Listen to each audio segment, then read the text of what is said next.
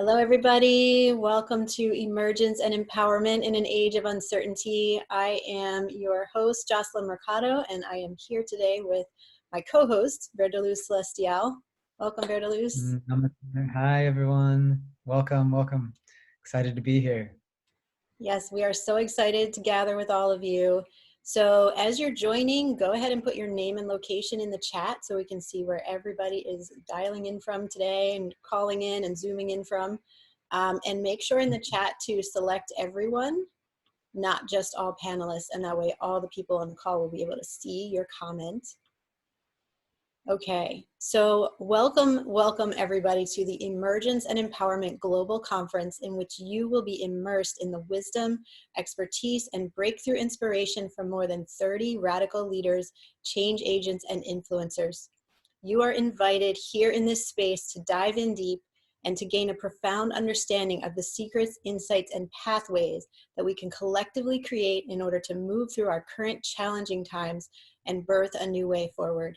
Prepare to be revolutionized and supported, body, mind, heart, and soul.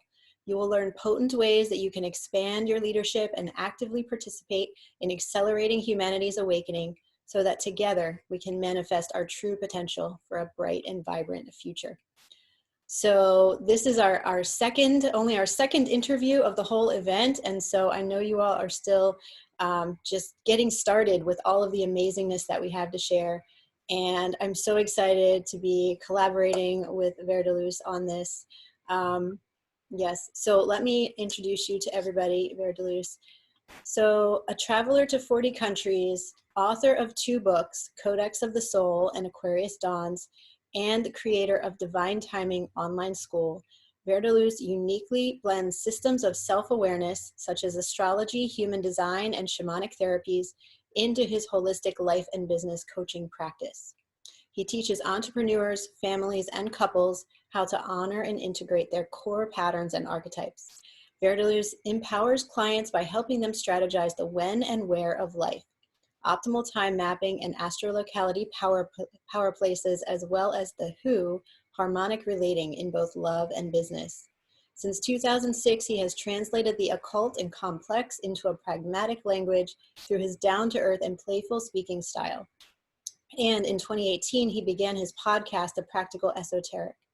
VerDarLuz facilitates transformational workshops involving astrology, conscious relating, keynote concerts, dance, and shamanic healing worldwide.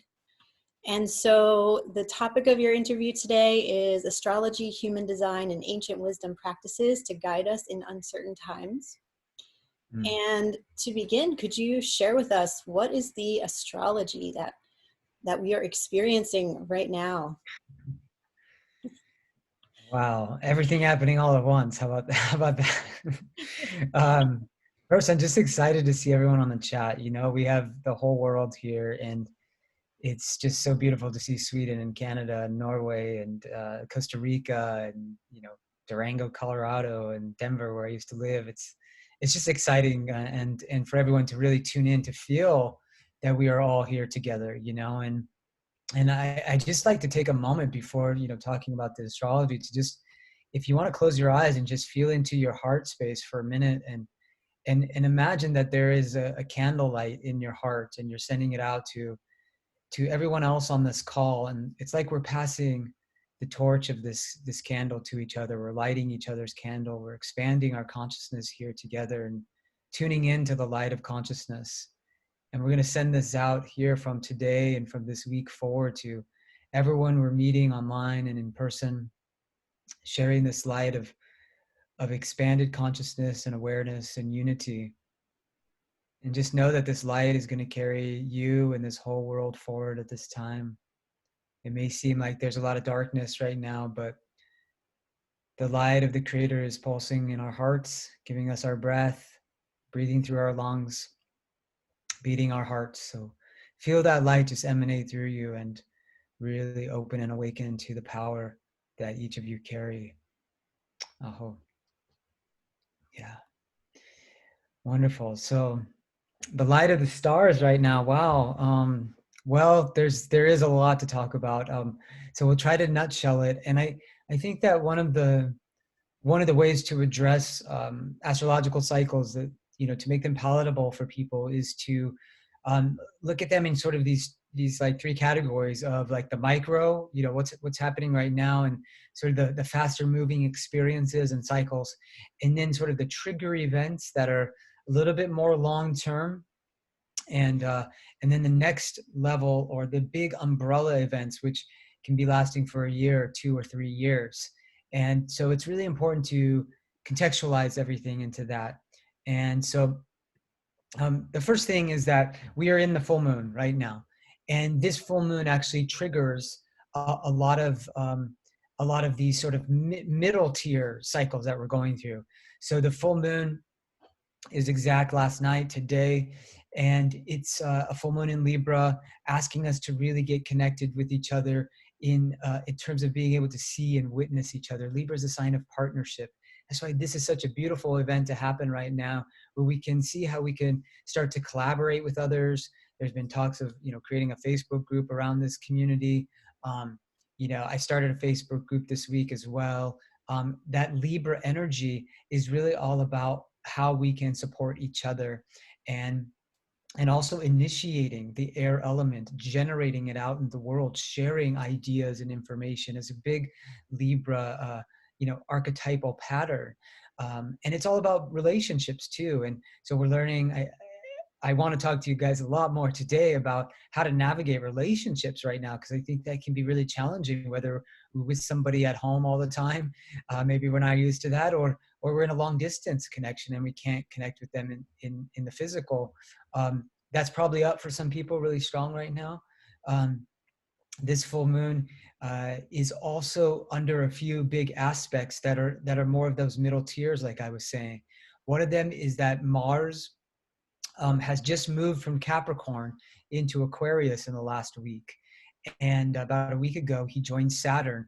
So they both moved around the same time from Capricorn into Aquarius. And really the whole coronavirus, like spreading all over the world, really happened under this big configuration of Mars and Jupiter and Saturn and Pluto and the South Node in Capricorn. So it's a lot to break all that down, but I'll try to summarize that. But the first thing is to realize that in this middle tier right now, both Mars and Saturn have moved into Aquarius, and they are in a square to the planet Uranus during this full moon. That's really strong, because Uranus is a planet that awakens us, and Uranus is in Taurus right now. And we're trying to awaken or realize or have epiphanies around our relationship to Taurus things. What is Taurus things? The body, sensuality, the five senses. Now, one of the invitations right now is, as we are in this air element very strong with Mars and Saturn in Aquarius, Venus in Gemini, the moon in Libra that we've just been having, the air moves very fast through the mind. It's the realm of the mind. And so we are probably, all of us, online a lot right now, living very virtually, and attracting in and seeking and hunting out a lot of information. Now, there can bring a lot of anxiety with the air element. That's one of the challenges of the air. We get too lost in our minds, right?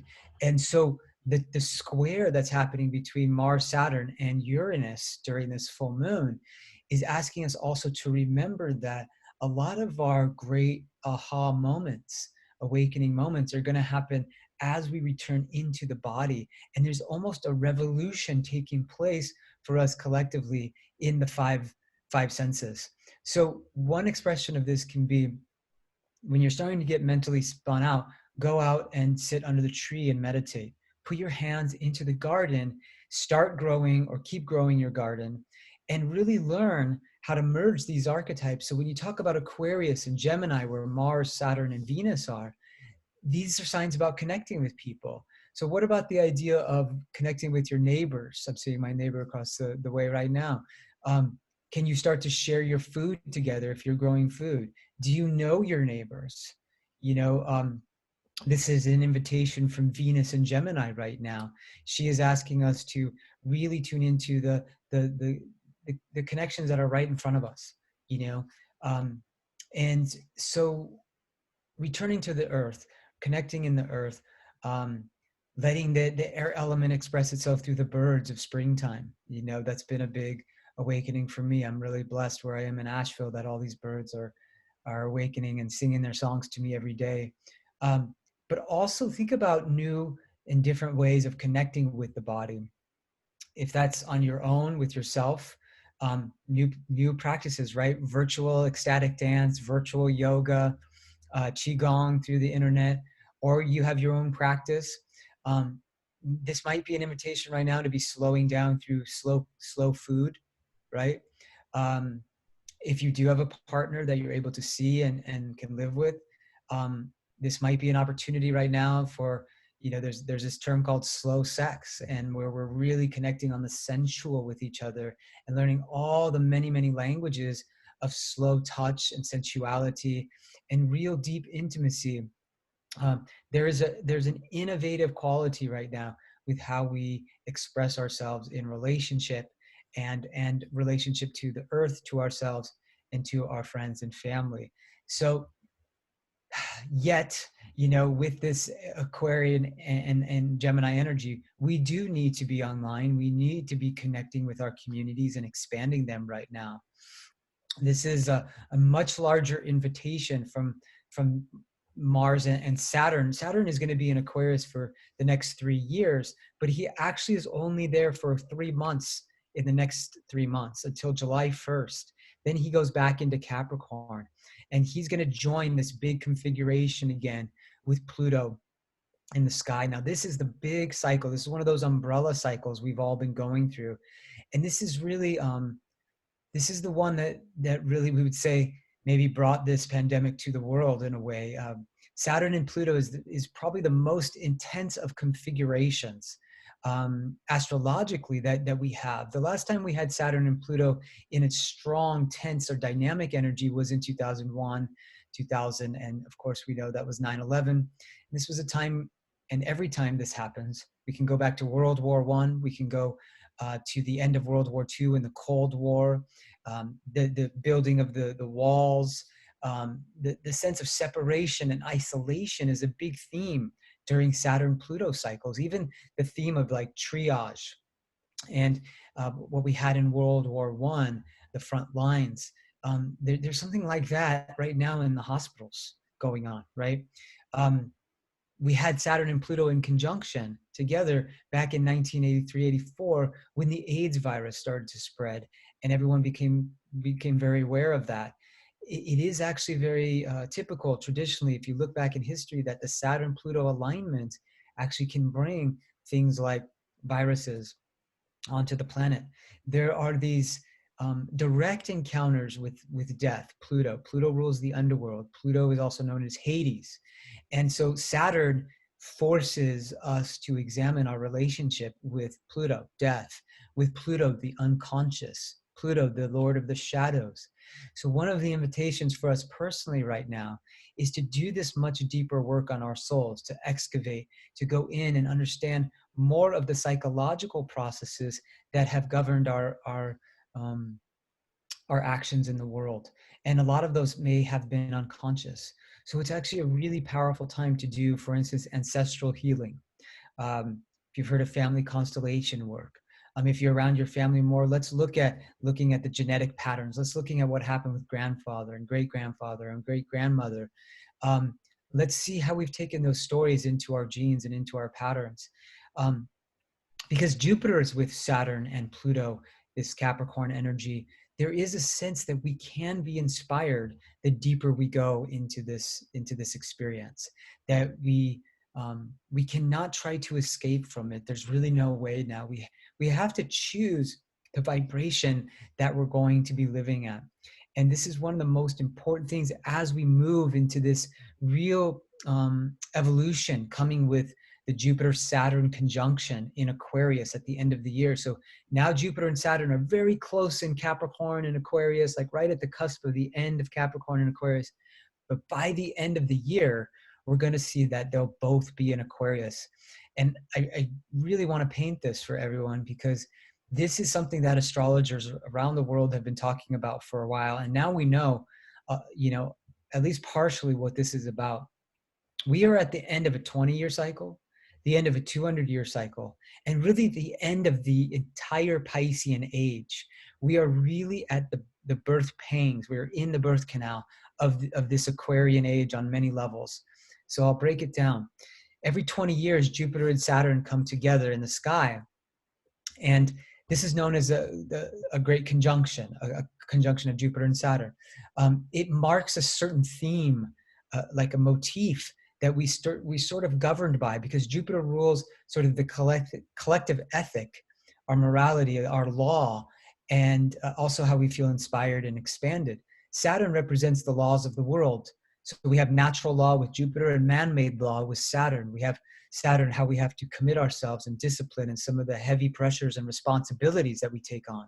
So when they come together, there's a zeitgeist that the whole world is under.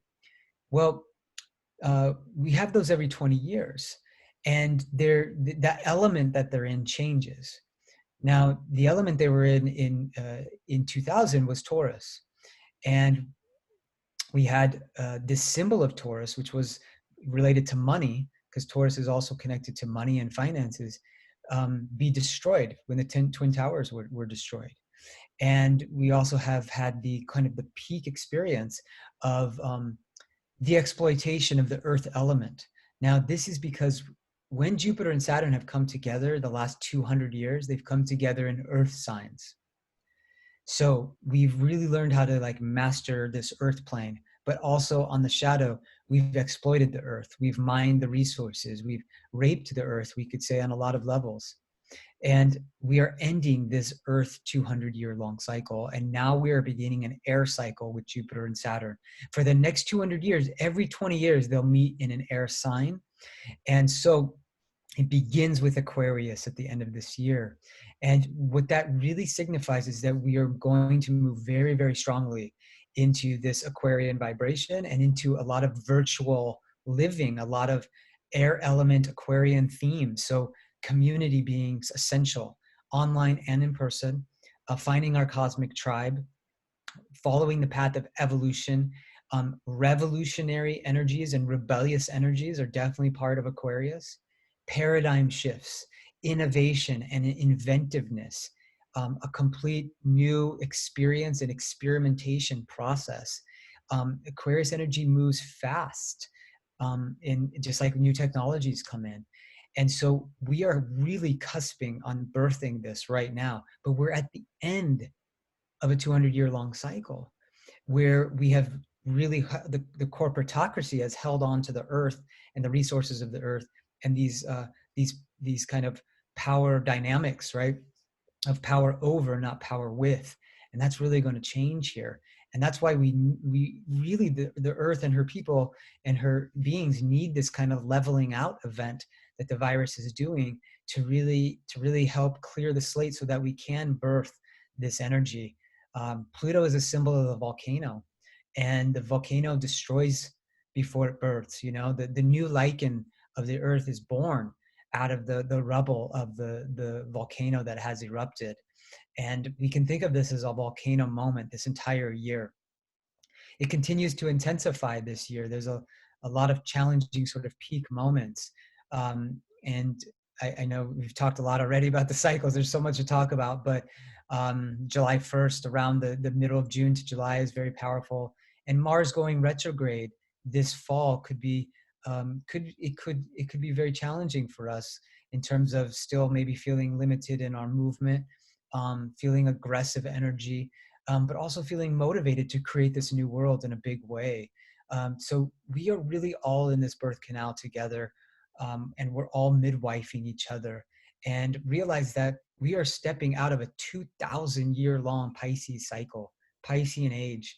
And as we step into this Aquarian age, we can no longer project people or institutions outside of us to save us or redeem us like we have with Christianity and other religions over the last few years. We can no longer blame anyone, governments, families, anything. Aquarian energy is about total ultimate responsibility that the individual takes on.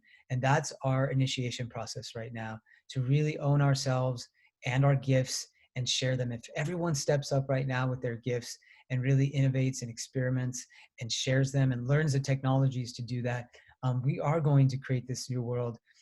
We have to be patient, but we also have to be fired up to make it happen. So that's a lot. I'm sorry if I talked a lot too much there, but I hope that that inspires people. Yeah, it's all so important for us to know right now. And I guess I didn't fully realize that we're like at the end of 3 different cycles and the beginning of the new in Well, all ways. It's really big. maybe people might know about the moon cycle. This is a great metaphor that the moon has these 8 phases, and the one right before the new moon is the balsamic phase. Balsamic is when you don't see the moon. It's the dark phase of the moon. It's a very internal time for those 3 days. And it's a time where there's not a lot of growth that happens. There's more of a shedding and a releasing, and like karma is completing for that month. Well, think about that metaphor on a 20-year long cycle, on a 200-year long cycle, and on a 2,200-year long cycle, which is a great age of humanity. We're literally in that right now. And and like you said in your wonderful talk, Jocelyn, many other traditions like the Mayans and others have predicted this time frame.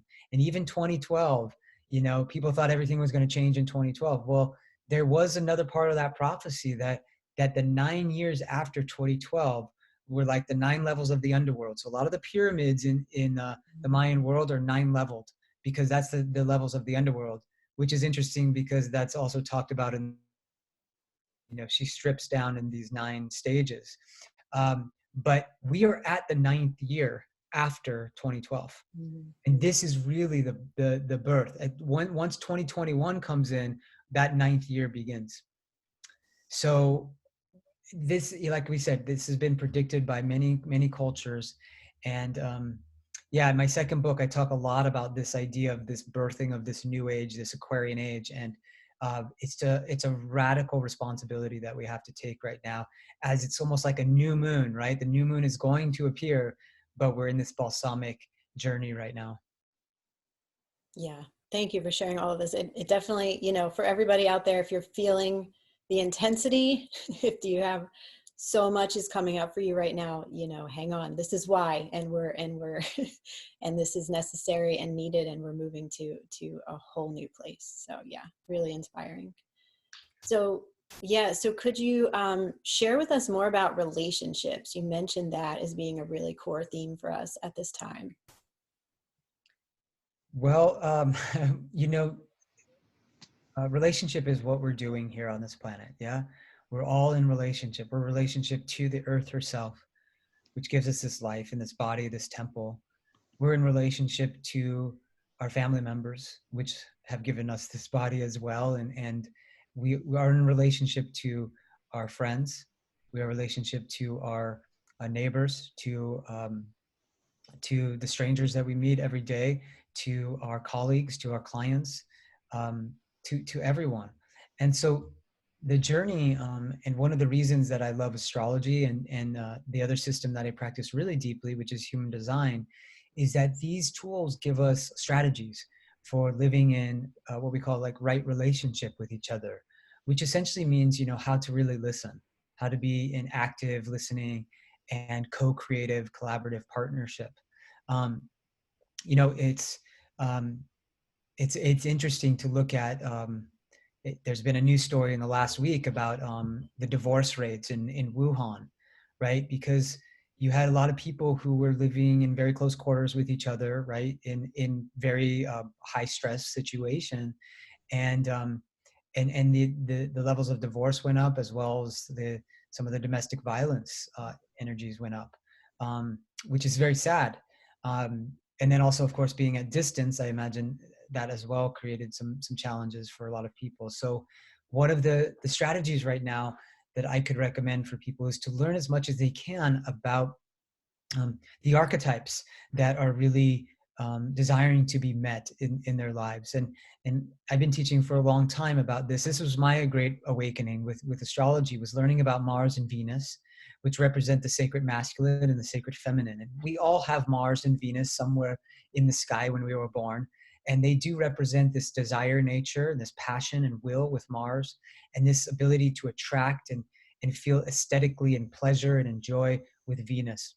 And each of us has this masculine feminine energy we want to be honored for. As men, our masculine energy, our Mars energy, and Venus as women, it's like a costume of the goddess that we wear.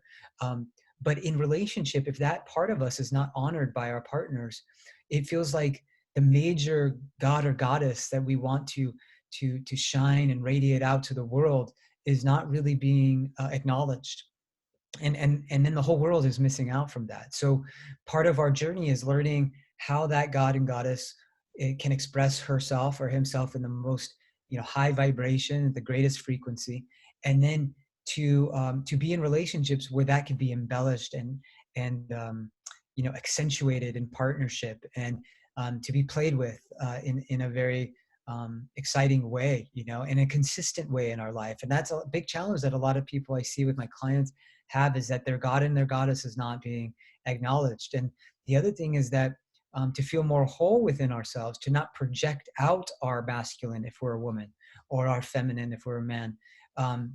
Whether we're heterosexual, homosexual, bisexual, it doesn't matter. We also project out the gender that we're not naturally born with.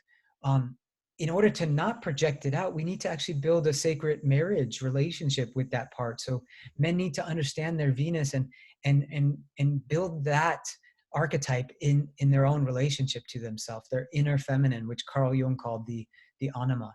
And women need to do the same thing with their Mars, their animus, so that they can feel more whole and build this, what we call the alchemical conjunction, the union of masculine and feminine within their own hearts.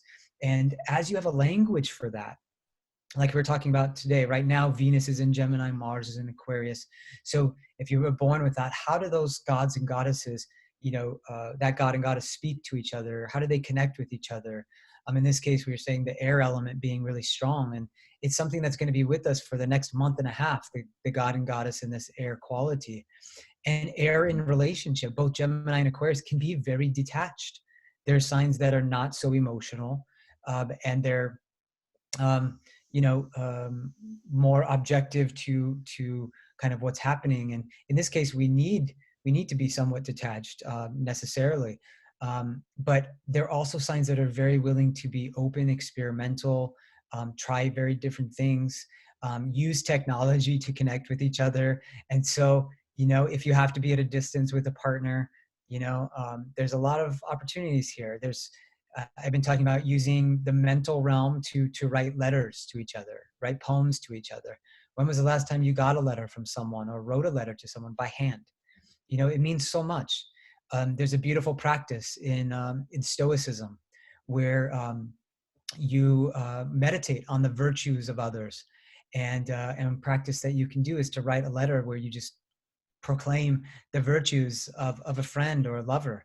You could send that to them. How beautiful would that be to receive when we're isolated in quarantine? Or play around with flirting and with strip teasing, through Zoom and the internet. Hopefully the Zoom won't break down during that moment. But there's a lot of ways to play with this. You could have a little dance party with each other. So that's using Aquarius and Gemini energies in a healthy way during this time.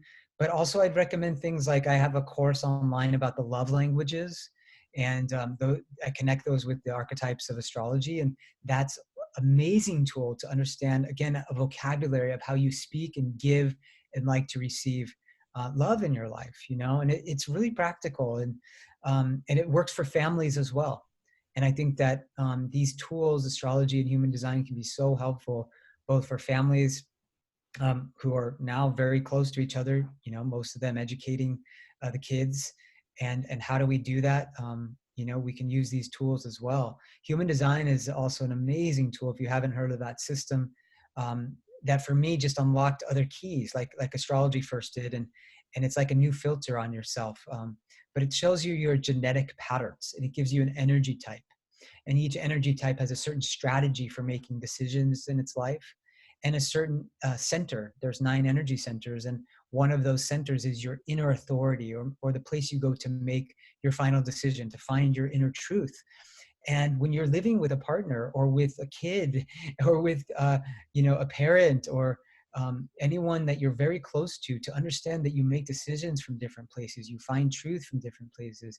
One person might have a very emotional process that they need to go through that takes them time, and another person can be knowing spontaneously in this moment that this is right for them or not. Well, if they're living under the same roof, they're going to have to learn to acknowledge and respect the other's decision-making process. And that's what's so helpful with human design. It brings a lot of compassion to the genetics, the mechanics of our being. So I think it's probably one of the great tools we could use, especially right now, for conscious relating. Yeah, super powerful. Thank you. Yeah, it's interesting. Many people are finding themselves either in this situation of being too close with their partner and family members, or Not close. way too far away. Yeah, very, very paradoxical, as many things are right now. Yeah. I mean, also humor. Aquarius and Gemini, where Venus and Mars are right now, as intense and serious as the situation is, if we do not take enough time every day, really, to laugh, to have a joke, to put on some comedy, to laugh at ourselves, to make a joke with a family member or lover, to be self-effacing, it's going to be really heavy, you know. Yeah. And so the beautiful thing with these signs, that they usually can, that detachment of the air element is usually quite good at making light of things. And that's really important right now. Yeah, really important. Well, I know you have traveled all around the world and studied many different wisdom teachings. So can you share with us what have been maybe one or two of your most transformative experiences or teachings that in your life, and how have you integrated them? Wow, there's so many. And I think that it's so important at this time for all of us to really, to take this time to slow down and really acknowledge all the work we have done in our life. I know that the people on this call are really committed to evolution, to their soul growth, to serving the planet. And you've probably done a number of trainings and workshops. You've learned a lot. And even if you haven't, that's perfectly okay. You've had your own life experience, which is the great testing ground for everything in life. And just by you sharing your experience, you can teach so many people. That's so powerful right now. The biggest journey for me was just first leaving the country when I was 19. And I really had no logical reason to do it, except that I was there's some groundhogs running around outside. Now I have to point out the omen of the groundhog. So tune into that, everyone. Um, Omens are important these days. There's when I was, and there's two of them, so partnership, playful partnership. I left the country and I had a free ride at college, but I was depressed. So it was a big decision for me to do that, and to listen to the intuition, and to know that I didn't feel like I had a lot of life experience and I needed to go travel. And because of saying yes to the unknown and the great mystery, never having gone anywhere, living a very sheltered life till I was 19, 20, the entire world opened up to me. And I worked on a kibbutz in Israel, kind of a commune type of place. I met all these Europeans, fellow travelers, and I ended up going back to Europe 6 months later. Got really excited about documentation. I started getting into photography a lot, and photographing my travels, and photography and video became one of my art forms, and expanding on my guitar and some of my art that way. And as I came back home, I realized that Asia was calling my soul. So second part of that was I sold everything when I was 25. After I went back to school and graduated, I was done with the US. I was ready to just go, and really I emptied myself out completely. It was a really beautiful moment of being an empty vessel. And and just selling everything and saying, I'm ready to receive spirit. And in that trip, I studied so many things, and I just took all the resources I can, and I gave myself over to Reiki, Qigong. Um, I studied shiatsu and Thai massage. I volunteered with Mother Teresa at the Center for Dying in Calcutta. Um, I learned how to play an Indian instrument. In India, I worked with Tibetan refugees in Dharamsala, where I saw the Dalai Lama. I studied Tibetan Buddhism really, really deeply, and started to really see my spiritual path develop with Tantra yoga, which in Indian in Tibetan practice is called Vajrayana. Now I practice a lot of that with Indian Tantra yoga, which is Kashmir Shaivism. But that started to open up in India, and I would say that the study of non-dual teachings, which is Vajrayana in Tibetan Buddhism, or Kashmir Shaivism in yoga from India, those practices and those teachings, those wisdom practices, which I'm constantly starting to train and share with other people. And now those have been extremely transformative for my path. In addition to shamanic practice, which really again started around my mid-20s as astrology started to awaken inside of me, that this was a really legitimate, valid, and extremely important tool for us to be in consciousness with ourselves, with our life paths, with our partners, with our relationships. So shamanic practices, I went to the Mayan lands, went to Peru, started getting involved with intentional shamanic medicine ceremonies, with ayahuasca, with mushrooms, with DMT. And all of those have been great teachers and continue to be great teachers for me. And have helped me access non-dual states. And when we're talking about non-duality, we're coming into this awareness of ourselves as this great consciousness, that it's not something out there, that it's living and pulsing within our hearts in every moment, and everything that we see and hear and sense is an expression of the one scintillating vibration of love and consciousness that is everywhere. Which we call Shiva in that tradition, right? Or we call emptiness in the Tibetan tradition. But it's love, and so I sense that right now for all of us, practices and embodiments, moments of just basking in this non-duality is really, really important, because right now we can feel so much fear and emotion that creates separation. But that separation, we have to keep reminding ourselves, is an illusion. Another great teaching for that is A Course in Miracles, which has also been really, really powerful for my journey in my life. So there's been so many practices and teachings. Lastly, I collapsed both my lungs when I was 17, spontaneously. I talk about that in my second book as my shamanic rite of passage. It was spontaneous. I didn't do anything to cause it, at least on the physical plane. And that was a near-death experience for me at a very young age. And it showed me the preciousness of life, that at any moment, right? I think all of us are very aware of that right now, that it can be taken or offered back to spirit. And it really made me want to seize the day. And so that was part of the journey for me, to go out and start experiencing life, and travel so much to 40 countries now, and to just study and train and learn a lot, and create a lot. So I think, if all of us can really be with the fragility of life, it actually motivates us to be even more vital and alive. And that's one of our invitations right now. Yeah, absolutely. Wow, very profound. So many incredible experiences that you've reflected here, and I'm sure there are even more. I love what I think it's Signe. I'm sorry if I'm mispronouncing you. You like to dig deep into study, like the groundhog digs the tunnel, like the groundhog digs deep the tunnel. That's a good one. Yeah. Awesome. Well, so for everybody listening, what do you recommend that are modalities and practices that we can really dive into now? Because this is such a huge initiation that we're in, and many of us are finding the time now, a little more time for our spiritual practices. So what do you recommend? Yeah, well, I mean, the way I'm thinking about this right now is like, it's that Matrix moment. It's like red pill, blue pill, and we all took I think it's the red one, right?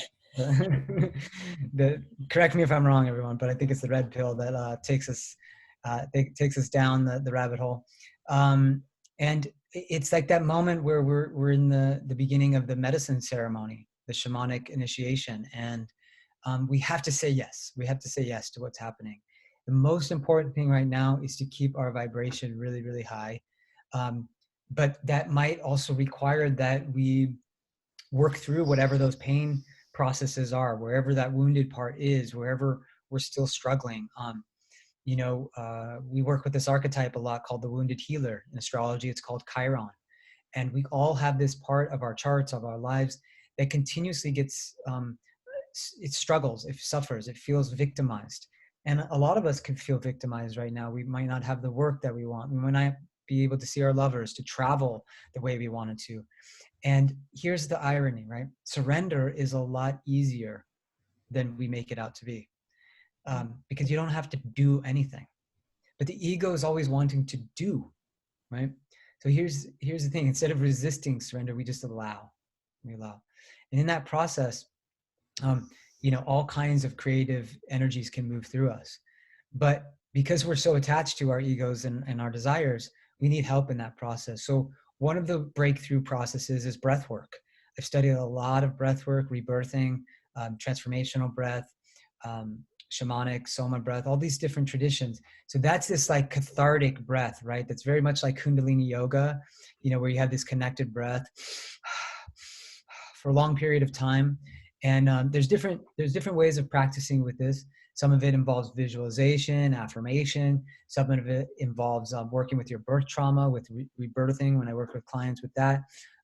This is huge right now because it's cathartic and it's moving that armor that we've all built up off of our systems. Now, that armor is being forcibly taken off right now.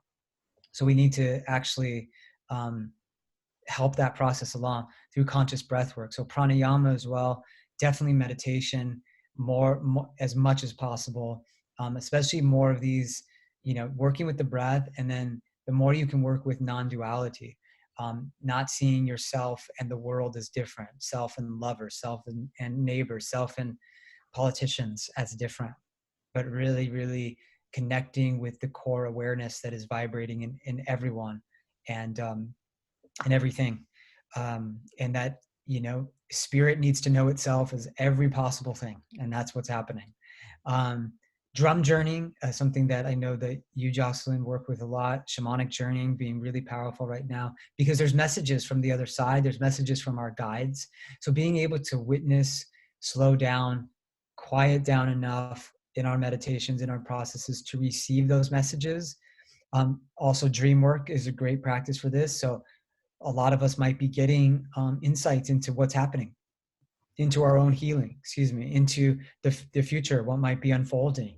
It's important that we share this. I also think that writing can be a very therapeutic thing right now. That's why I created this Facebook group called Spiritual Writing Through Coronavirus.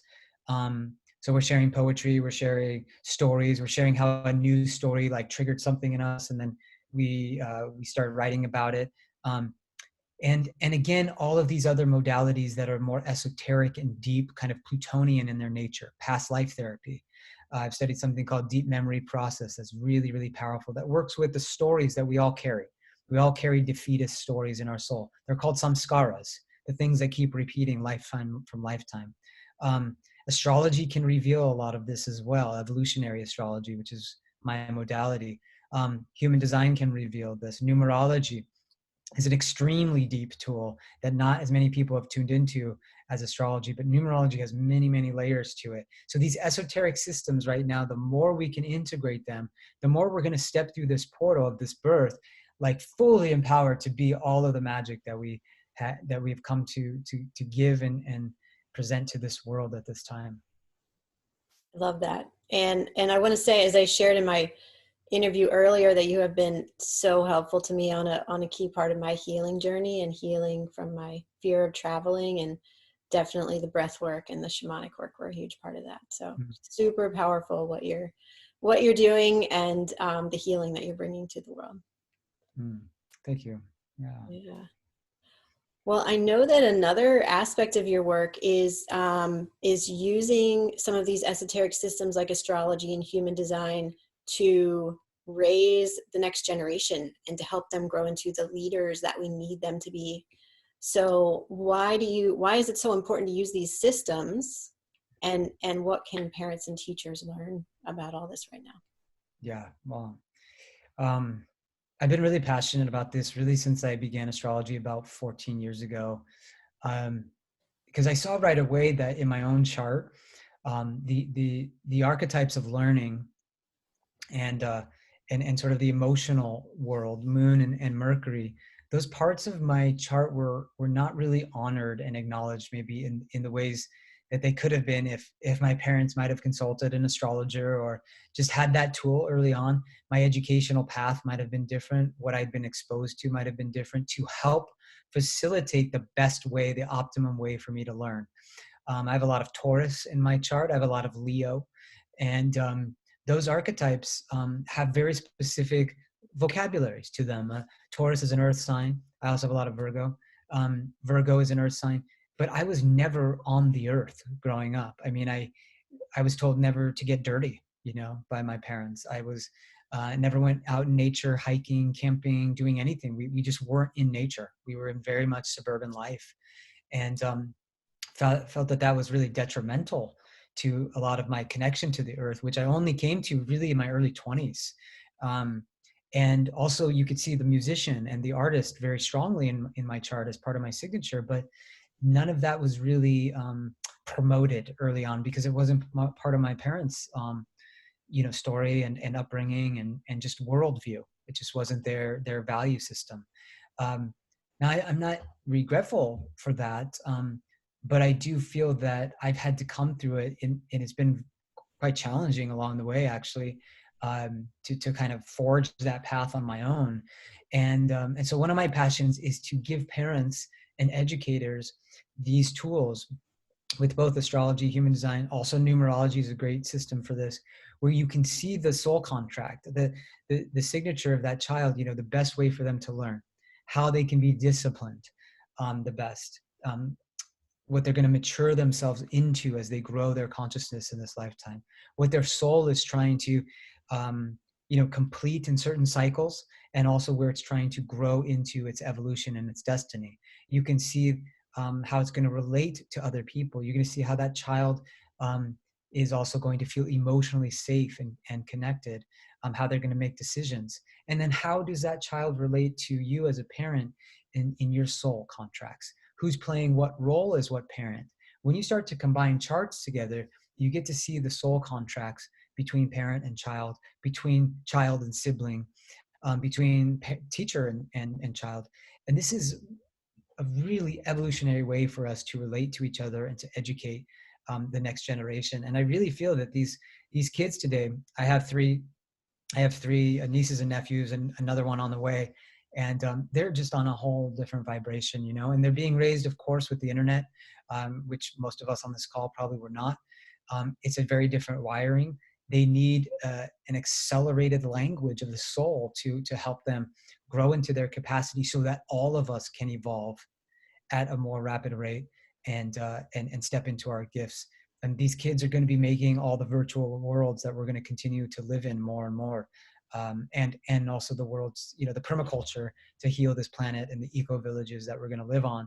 We need to give them all the tools from the very beginning to step into that in empowerment. So I really believe that astrology and design and numerology are some of the best tools for this. And it's one of my deepest pleasures in life to share that with parents and to offer that awareness for our world to evolve.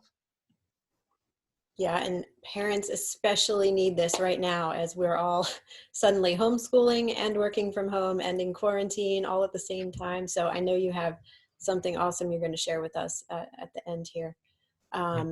Yeah.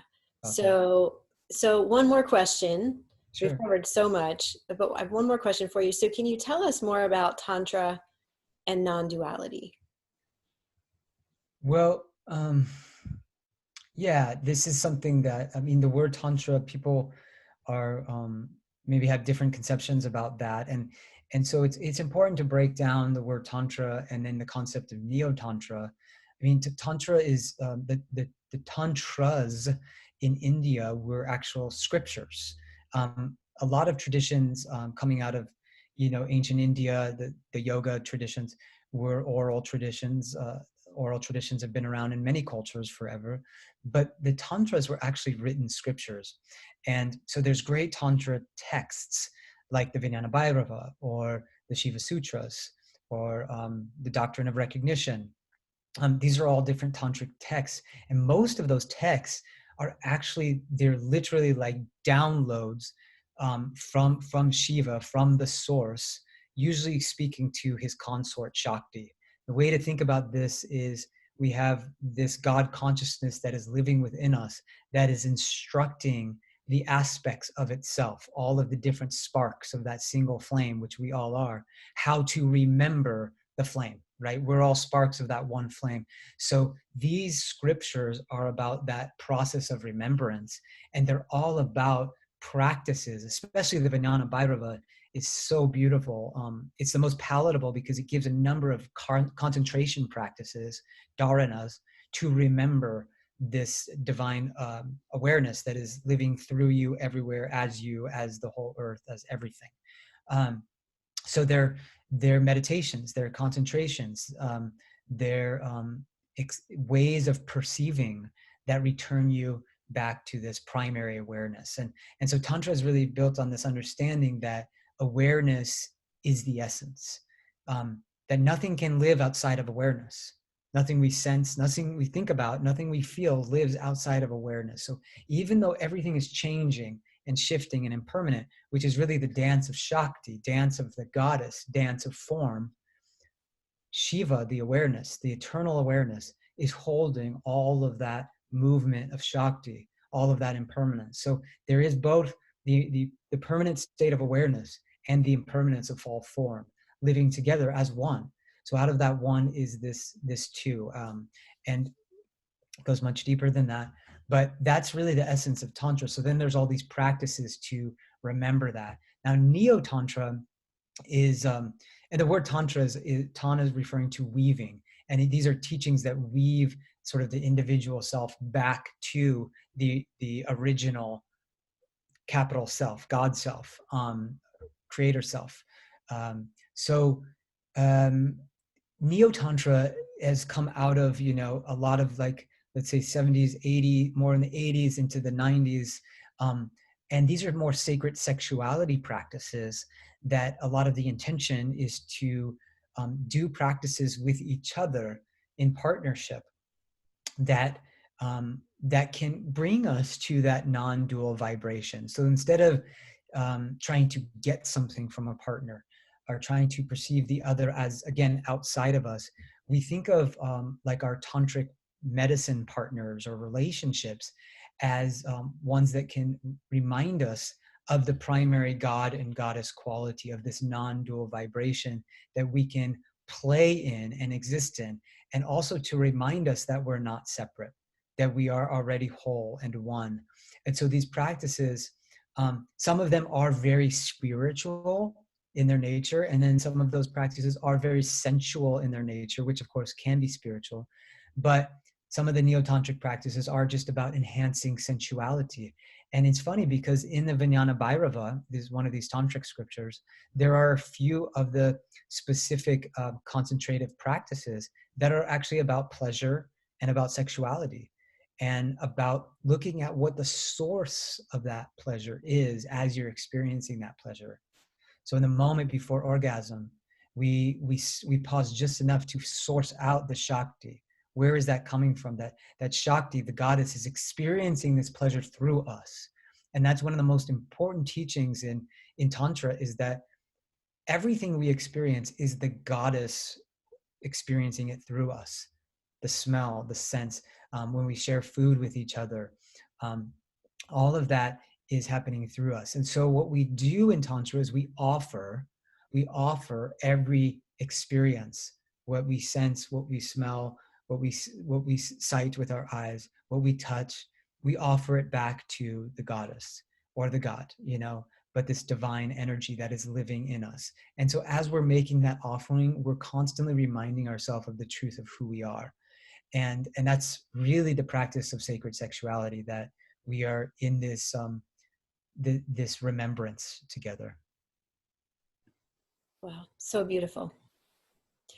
Thank you for sharing all of that. So I know you have some amazing free gifts and things to share with our global audience here.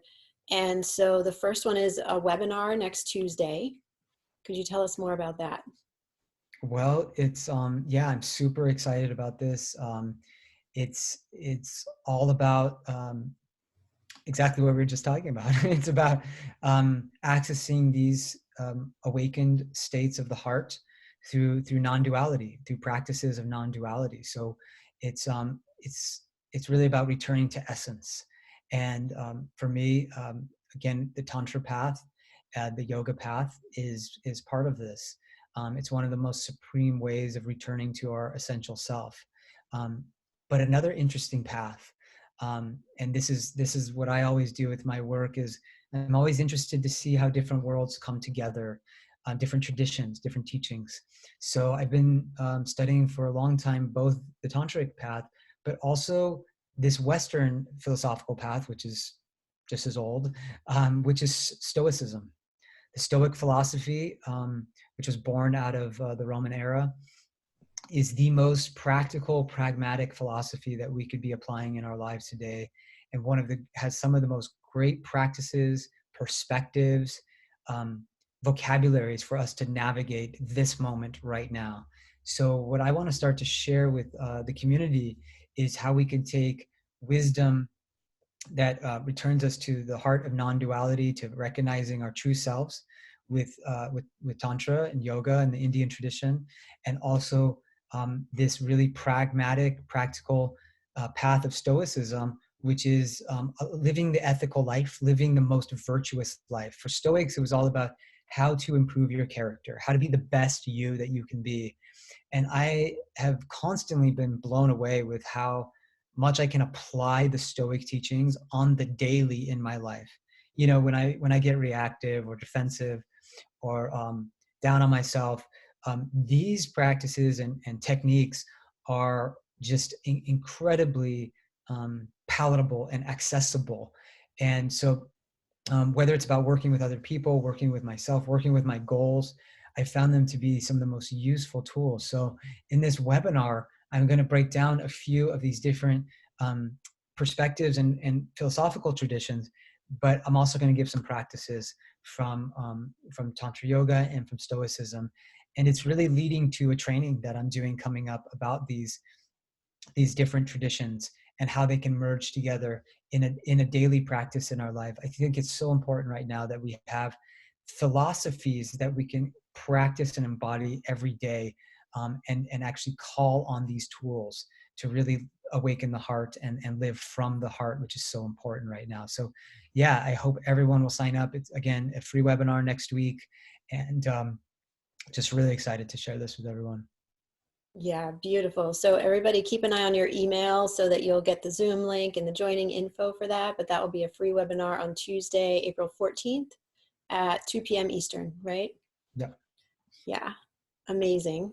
And so then also coming up soon, in reference to the evolutionary education and our relationships between the parents and children, you're offering something with that too coming up soon, right? Yeah, so there's going to be a workshop in 2 weeks that I invite every parent to join. This will be a paid class, but I'll be teaching about the topic, and then I'll be doing some interpretations for some charts for the kids, the parents who choose that, to learn about how to apply astrology, human design, practically into their lives right now, to help educate their children, to really help listen to their children. What is their soul asking for? How best can you communicate? So that class is going to be focused a lot on communication and learning styles. So if you stay tuned for that, that'll be happening in 2 weeks, and it's going to be a great deep dive into applying some of these esoteric tools in a really practical way. And my goal is always to make something that could feel like, oh, a little daunting, like astrology or tantra or yoga, more more embodied, more practical, more applicable in a really daily practice. So I hope everyone will join that.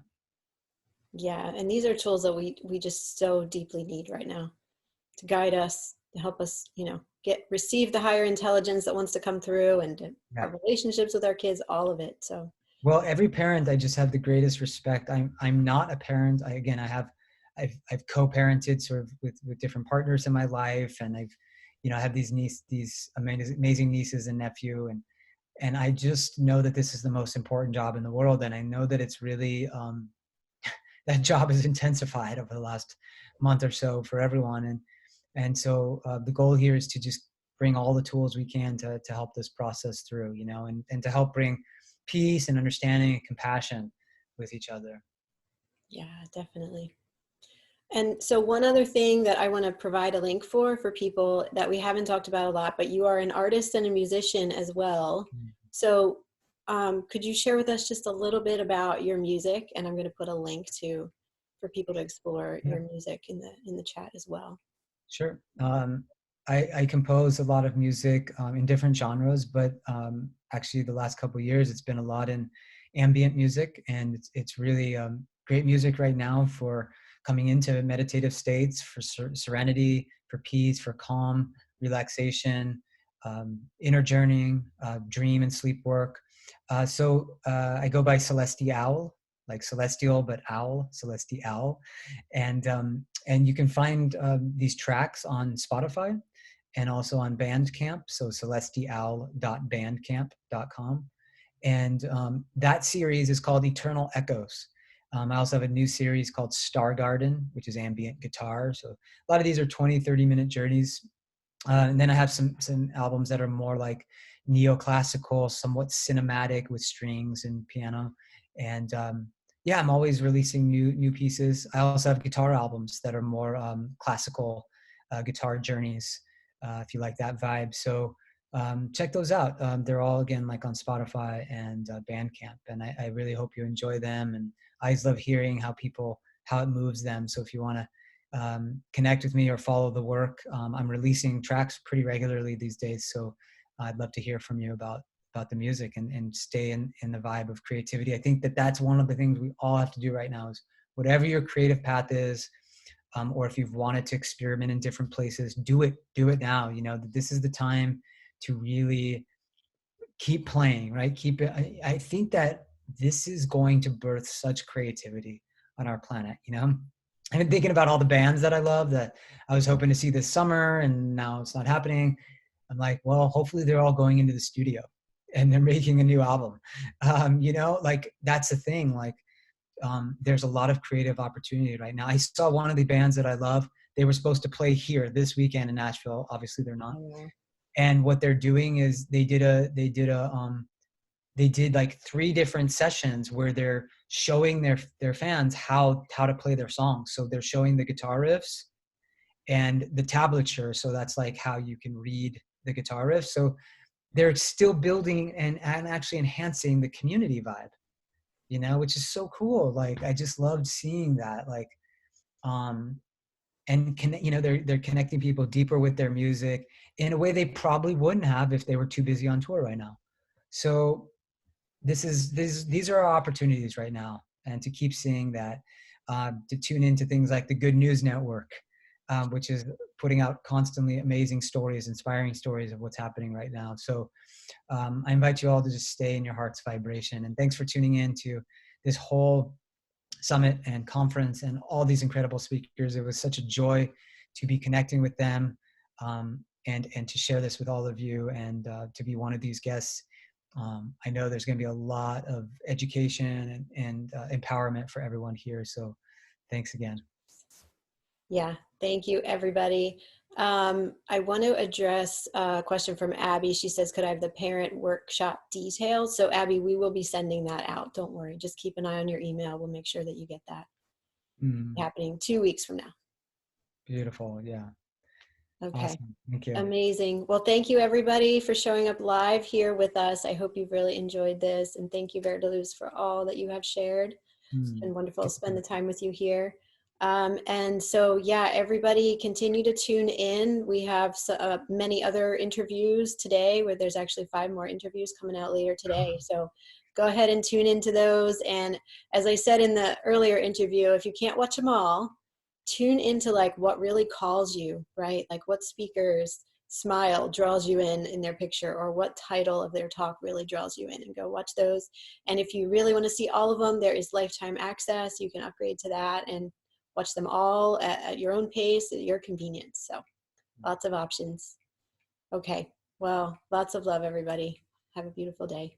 Namaste. Take care, everyone. Bye.